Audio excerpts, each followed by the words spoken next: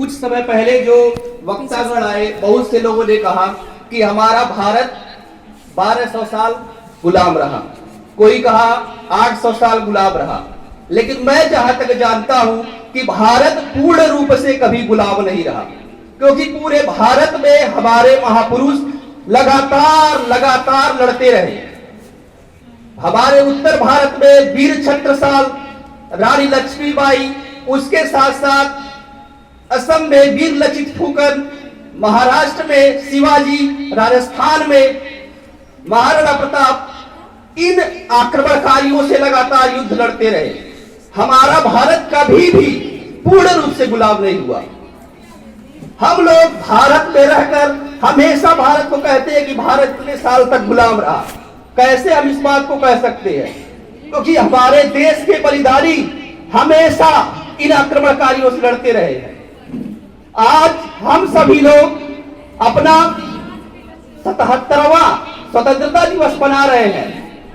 76 वर्ष पूर्ण हो चुके हैं, लेकिन क्या हमारा ये जो स्वतंत्रता दिवस है मिठाई खाने से या ध्वज फहराने से या फिर यहाँ पर भाषण दे देने से या फिर गीत गाने से या फिर और भी क्रियाकलापों से पूर्ण नहीं होता। हमारा देशभक्ति दिन प्रतिदिन चलना चाहिए, हर दिन चलना चाहिए। हम सभी लोग क्या करते हैं, जैसे ही तिरंगा फहराया गया, फहराने के बाद उसको चपट करके बक्से में बंद कर देते हैं। ठीक उसी तरह हमारी देशभक्ति भी समाप्त हो जाती है। कल हम भूल जाते हैं, अगर हम पढ़ाई कर रहे हैं तो उसे ईमानदारी से करें। अगर कोई कर्मचारी है तो ईमानदारी से करे। हमारे देश में जाइए तो घूस मांगते हैं, क्या वहां देशभक्ति उनका कहां चला जाता है? अगर हम पढ़ रहे हैं, पढ़ने के साथ साथ नकल कर रहे हैं, ठीक है नकल करते हैं, लेकिन हमें पढ़ाई भी तो करना है, नकल पे आश्रित ना रहे।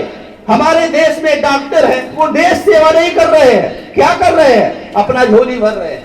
सिर्फ और सिर्फ 15 अगस्त के दिन ध्वज फहरा दिए, बस हमारा 15 अगस्त 26 जनवरी मन गया। उसके बाद की जीवन शैली अस्त व्यस्त हो जाती है। देखेंगे रास्ते पर कूड़ा फेंकते हैं, कूड़ा फेंक देंगे, अरे यार कूड़ा फेंकने के लिए बना हुआ उसका एक जगह होता है, वहां पर कूड़ा रखो। उसके साथ साथ हम क्या करते हैं, जितने भी लोग हैं, अगर कहीं पर टोटी चल रहा है तो उसे बंद करने कोई और आएगा, हम नहीं बंद कर सकते। हमारे देश की संपदा नहीं है, वो किसी और की है।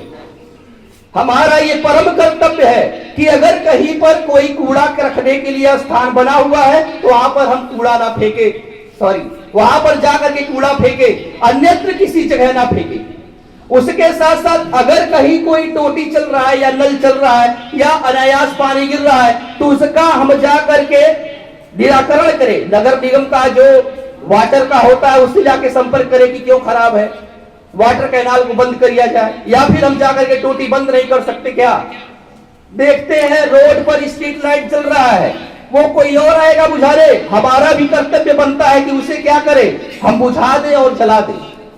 ऐसे बहुत सी चीजें हैं जो हम भूल जाते हैं। सिर्फ और सिर्फ हमें कब याद आता है? 15 अगस्त, 26 जनवरी और उसके साथ साथ 2 अक्टूबर को। हमारी जितने भी देशभक्ति है उसी दिन नजर आती है। हमारी देशभक्ति हमेशा होनी चाहिए, हर कदम पे होनी चाहिए। यहाँ तक कि देखता हूं कि जो शिक्षकों का सम्मान है वो भी बच्चे नहीं करते। क्या उस समय देशभक्ति भूल जाते हैं? अगर हमारे देश के शिक्षक हैं तो हमारे देश के वो क्या है? निर्माता है, जिनको हमारा परम कर्तव्य है कि आदर पूर्वक प्रणाम करें, नमस्कार करें, माता पिता का आदर करें, सम्मान करें, क्योंकि माता पिता ने हमें क्या दिया है? जन्म दिया है, इसीलिए वो देवता है। जो भी हमको जो कुछ देता है वो क्या कहलाता है? देवता कहलाता है। माता ने हमें जन्म दिया है, पिता ने हमारा पोषण किया है। उसके साथ साथ भारत को माता क्यों कहते हैं? क्योंकि भारत ने हमें हर चीज दिया है। अगर ये भारत देश ना होता, ये मेरी धरती ना होती तो शायद हम लोग यहाँ बैठे नहीं होते। क्योंकि इस धरती माता से ही हम लोग क्या पाते हैं? जल पाते हैं, भोजन पाते हैं, वायु पाते हैं। ये सभी चीजें पाकर के हम क्या होते हैं? इतने बड़े होते हैं।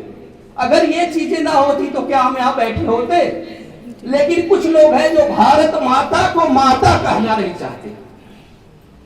राष्ट्रगान होगा तो बैठे रहेंगे, खड़े नहीं हो सकते, वंदे मातरम नहीं कहेंगे। क्यों नहीं कहेंगे? जरूर कहना होगा, क्योंकि तुम ही 1 रुपया में पर्ची पाते हो, डॉक्टर को दिखाते हो, दवा फ्री का पाते हो, यहाँ पर आवास फ्री का मिल रहा है, उसके साथ साथ राशन मिल रहा है। तो भैया कौन खड़ा होगा राष्ट्रगान में? कोई दूसरा? राष्ट्रगान में तुम्हें खड़ा होना होगा और वंदे मातरम भी कहना होगा। ये सब चीजें हमें लाना होगा, नहीं ला